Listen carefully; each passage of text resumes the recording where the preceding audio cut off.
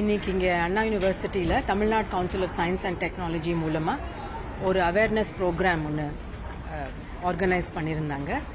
இன்றைக்கி வந்து இந்த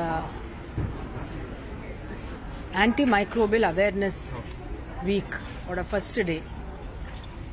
இந்த வருஷம் அதோட ஸ்லோகன் வந்து to create more of education and awareness and action. இது எதனாலனா ஆன்டி மைக்ரோபியல் ரெசிஸ்டன்ஸுங்கிறது நம்மளை இன்ஃபெக்ட் பண்ணுற பாக்டீரியா இப்போ வந்து வர வர ஆன்டிபயோட்டிக்ஸ்க்கு கேட்காம மாறிட்டே வருது இருக்கிற ஆன்டிபயோட்டிக்ஸோட. எஸ்பெஷலி நம்ம கோவிட் டைமில் என்ன பார்த்தோம்னா நிறையா பேர் வந்து அதிகமாக ஆன்டிபயோட்டிக்ஸ் சாப்பிட்டாங்க.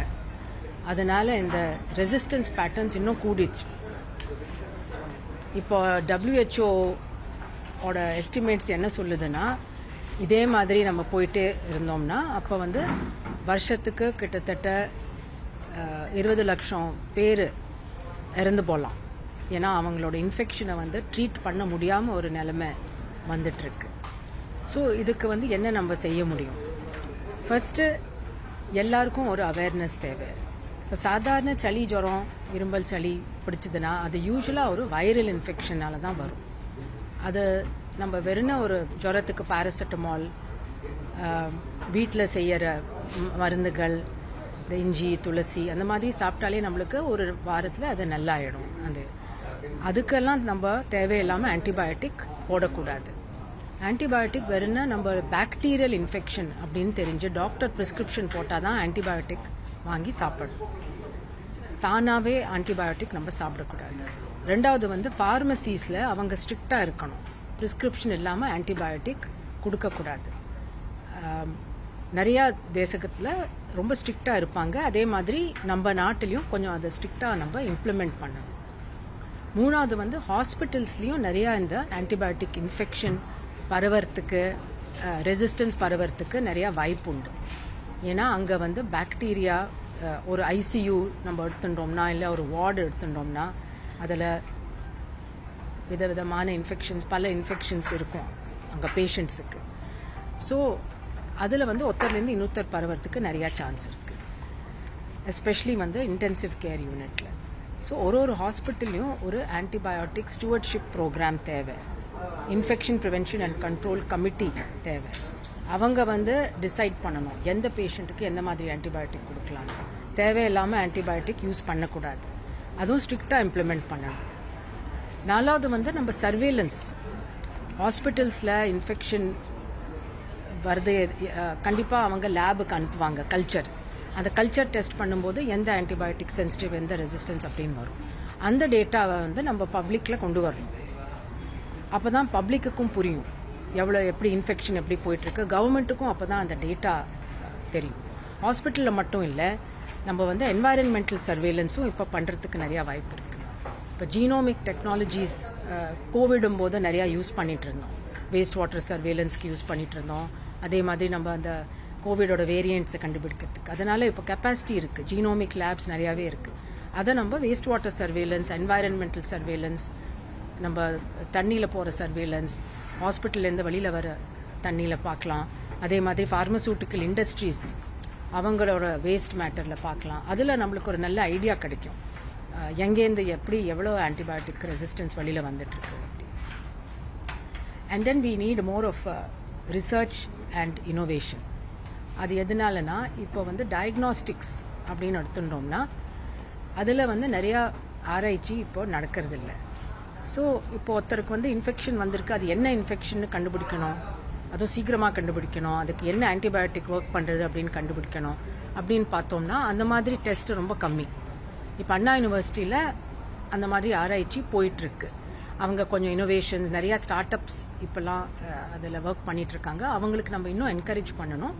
கவர்மெண்ட் மூலமாக இன்னும் கொஞ்சம் கிராண்ட்ஸ் கொடுத்து அந்த மாதிரி ரேப்பிட் டெஸ்ட், ஒரு பாயிண்ட் ஆஃப் கேர் டெஸ்ட், ஒரு யூரினரி இன்ஃபெக்ஷன் இருந்தால் அங்கேயே ஒரு சிம்பிள் டெஸ்ட், இப்போ கோவிட் ரேப்பிட் டெஸ்ட் மாதிரி மற்ற இன்ஃபெக்ஷனுக்கும் நம்ம ரேப்பிட் டெஸ்ட் கிரியேட் பண்ணினோம்னா அதுவே ஒரு நிறையா நம்மளுக்கு ஆன்டிபயோட்டிக் குறைச்சலாக யூஸ் பண்ணுறதுக்கு, கரெக்டான ஆன்டிபயோட்டிக் யூஸ் பண்ணுறதுக்கு ரொம்ப யூஸ்ஃபுல்லாக இருக்கும்.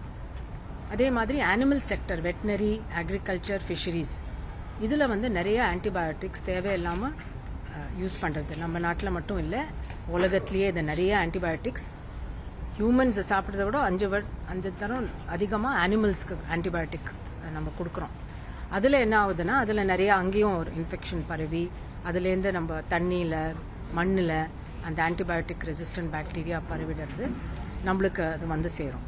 ஸோ அக்ரிகல்ச்சர் செக்டர்லேயும் லைஃப் ஸ்டாக் ஃபிஷரிஸ்லையும் ஆன்டிபயோட்டிக் வந்து ரொம்ப ரெகுலேட் பண்ணி எப்போ தேவையோ அதை மட்டும் யூஸ் பண்ணி சில ஆன்டிபயோட்டிக்ஸை வந்து நம்ம வெறும் மனுஷங்களுக்கு மட்டும்தான் வச்சுக்கணும். அதை மிருகங்களுக்கோ ஃபிஷரிஸ்க்கோ யூஸ் பண்ணக்கூடாது.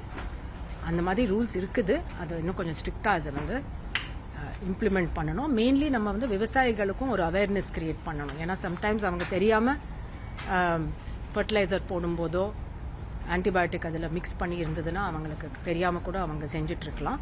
ஸோ ஒரு ஜென்ரலாக ஒரு பப்ளிக் அவேர்னஸ் கொண்டு வரது ரொம்ப நல்லது. வெறும் டாக்டர்ஸோட ரெஸ்பான்சிபிலிட்டி மட்டும் கிடையாது, இது வந்து பப்ளிக் ரெஸ்பான்சிபிலிட்டி, அதில் கவர்மெண்ட்டோட ரெஸ்பான்சிபிலிட்டியும் இருக்குது. ப்ளஸ் இதில் வந்து ஆராய்ச்சி வந்து புது ஆன்டிபயோட்டிக்ஸ்க்கு ரொம்ப தேவை. பெரிய பெரிய கம்பெனிஸ் பார்த்தோம்னா இப்போ அவங்க வந்து இன்வெஸ்ட்மெண்ட்டை ரொம்ப குறைச்சிட்டாங்க ஆன்டிபயோட்டிக்ஸ். ஏன்னா அதில் அவங்களுக்கு ரிட்டர்ன்ஸ் ரொம்ப வராது. அதனால் இது ஒரு கவர்மெண்ட்டோட ரெஸ்பான்சிபிலிட்டியாக ஆயிடுது. ஏன்னா அவங்க ப்ரைவேட்டில் வந்து அவ்வளோ இன்வெஸ்ட்மெண்ட் பண்ண மாட்டாங்க. நம்ம நாட்டில் நிறையா நம்மளுக்கு ஸ்கோப் இருக்குது. ஏன்னா இந்த ஜெனரிக் இண்டஸ்ட்ரி நிறையா நல்ல கம்பெனிஸ் இருக்காங்க. கோவிடும் போது அவங்க ரொம்ப ஃபாஸ்ட்டாக வேக்சின் டெவலப் பண்ணாங்க. அதே மாதிரி இந்த மாதிரி இஷ்யூஸ்க்கு ப்ராப்ளம்ஸுக்கும் நம்ம நாட்டில் இண்டஸ்ட்ரி அண்ட் கவர்மெண்ட் பார்ட்னர்ஷிப் இருந்ததுன்னா நம்ம புது ஆன்டிபயோட்டிக்கும் கண்டிப்பாக நம்ம ஆராய்ச்சி பண்ணி கொண்டு வரலாம். ஆன்டிபயோட்டிக் அதிகம் பயன்படுத்தினா என்ன மாதிரியான பிரச்சனை? அதுதான் அந்த ஆன்டிபயோட்டிக் ஃபர்ஸ்ட்லி அது வந்து உடம்புக்கும் நல்லதில்லை. இப்போ கோவிட் டைமில் வந்து அதிகமாக யூஸ் பண்ணியிருக்கோம். ஆன்டிபயோட்டிக் மட்டும் இல்லை, இந்த ஸ்டீராய்டு டெக்ஸாமெத்தசோனுங்கிற ட்ரக்கும் எல்லாரும் வாங்கி சாப்பிட்டாங்க. அதில் என்ன ஆச்சுன்னா அந்த பிளாக் ஃபங்கஸ்ங்கிற காம்ப்ளிகேஷன் வந்தது.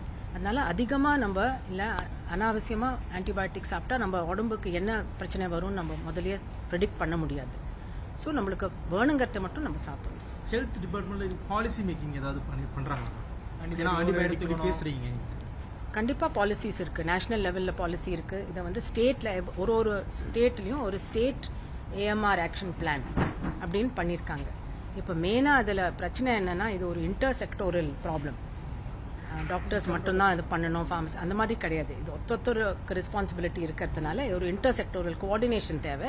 அதோட இம்ப்ளிமெண்டேஷனுக்கு ஸ்ட்ரிக்டாக ஒரு மெக்கானிசம் தேவை.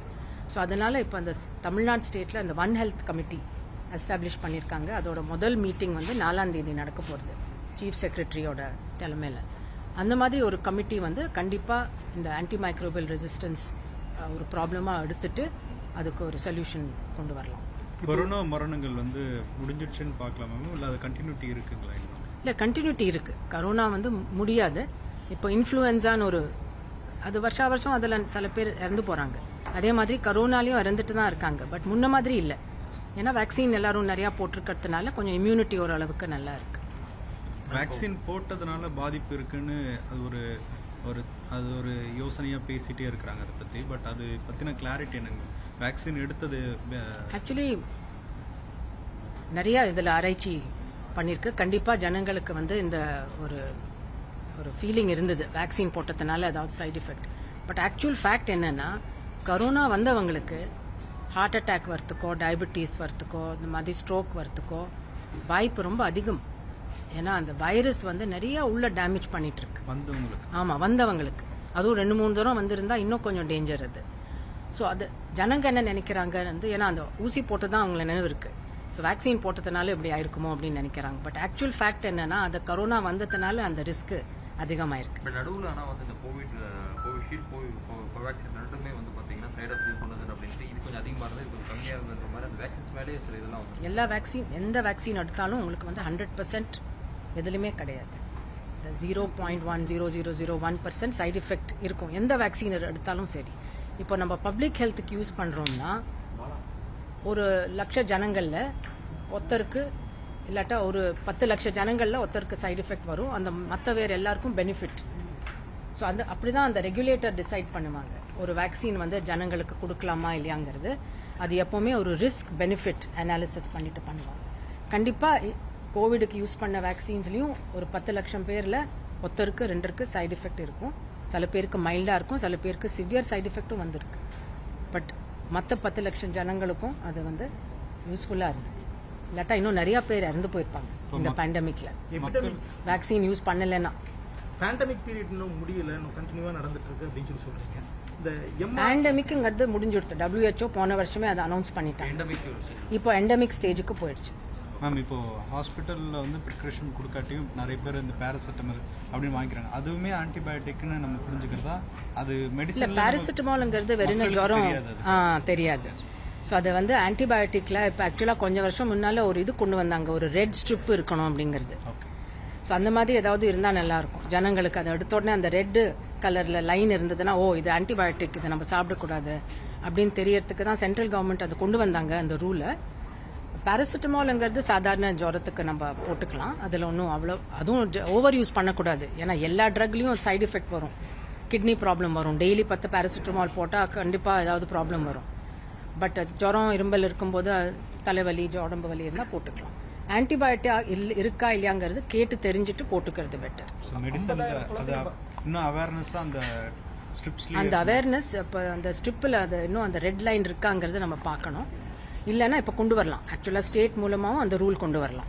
50,000 குழந்தைங்க வந்து இறக்குறாங்க ஒரு வருஷத்துக்கு. இறக்குறாங்க. அது என்ன டேட்டா பேஸ் பண்ணி ஆன்டிபயோட்டிக் யூஸ் பண்றதுனால? அது சர்வேலன்ஸ் டேட்டா. ஸோ ஐசிஎம்ஆர் சரி மற்ற குளோபல் ஏஜென்சிஸும் சர்வேலன்ஸ் பண்ணுறாங்க. இப்போ WHO வந்து எல்லா நாட்டுகள்லேருந்தும் டேட்டா கலெக்ட் பண்ணுறது. பட் இந்தியாவில் வந்து ஐசிஎம்ஆர் டேட்டா கலெக்ட் பண்ணுறது. ஸோ அதில் என்ன தெரிய வருதுன்னா இந்த நியூபார்ன் இன்ஃபெக்ஷன்ஸ், ஐசியூ நியூபார்ன் சின்ன குழந்தைகள், ப்ரெமச்சோராக பிறந்த குழந்தைகள், ஐசியூவில் அட்மிட் பண்ணுற குழந்தைகளுக்கு இன்ஃபெக்ஷனில் இறந்து போகிற குழந்தைகள் தான் நிறையா இதை ட்ரீட் பண்ணாமல் இன்ஃபெக்ஷன்ஸ். அடுத்து இந்தியா எதிர்கொள்ள போகக்கூடிய எச்சரிக்கை எதுவும் இருக்கா மேம்? அப்படி எதுவும் நம்ம ஐடென்டிஃபை பண்ணிட்டு இருக்கோமா? இந்தியா வந்து கோவிட் வந்த மாதிரி இன்னும் வேரியன்ஸ் அதுக்கு வந்து சர்வேலன்ஸ் ரொம்ப முக்கியம். கண்டிப்பாக இந்தியா வந்து இப்போ நிறையா சர்வேலன்ஸ் ஸ்ட்ரென்தன் பண்ணிட்டு வராங்க. அதனால தான் இப்போ நீப்பா வைரஸ் அந்த மாதிரி வரத்த ஒரு கேஸ் 2 கேஸ் வரத்துக்குள்ளேயே உடனே கண்டுபிடிச்சி விடுறோம். ஸோ கண்டிப்பாக ஜூனாட்டிக் இன்ஃபெக்ஷன் மிருகங்கள்லேருந்து நம்மளுக்கு வர இன்ஃபெக்ஷன் இனிமேல் கூடிட்டே போகும் வர காலத்தில். ஸோ அந்த மாதிரி ஒரு சிஸ்டம் இருக்கிறது ரொம்ப இம்பார்ட்டண்ட். அது எவ்வளோ சீக்கிரம் அதை கண்டுபிடிக்க முடியுமோ அவ்வளோ சீக்கிரம் கண்ட்ரோல் பண்ணலாம். தேங்க்யூ.